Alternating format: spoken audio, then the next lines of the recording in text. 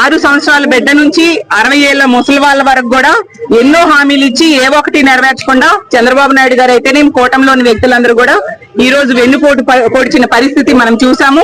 ఈ రోజు మహిళలకి, రైతులకి, నిరుద్యోగులకి, యువతకి, అన్ని వర్గాల ప్రజలకు కూడా వెన్నుపోటు పొడిచారు.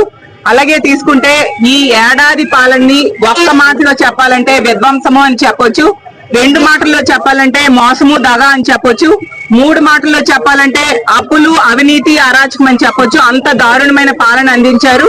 ఈ విధంగా అన్ని రకాలుగా ఆంధ్ర రాష్ట్రంలో ఉన్న ప్రజలందరికీ వెన్నుపోటు పడడంతో ప్రజల్లో తీవ్రమైన వ్యతిరేకత ప్రారంభమైంది. ఈ కూటమికి ఓట్లేసిన ప్రజలందరూ కూడా ఈ రోజు బాధపడుతూ ఉన్నారు. గుడిలో ఉన్న దేవుడిని వేలేసి మళ్ళీ దేవుడు కావాలని మొక్కుకున్న పరిస్థితి అయిపోయింది మాదని ఈ రోజు బాధపడుతూ ఉండే పరిస్థితి మనం చూస్తూ ఉన్నాము.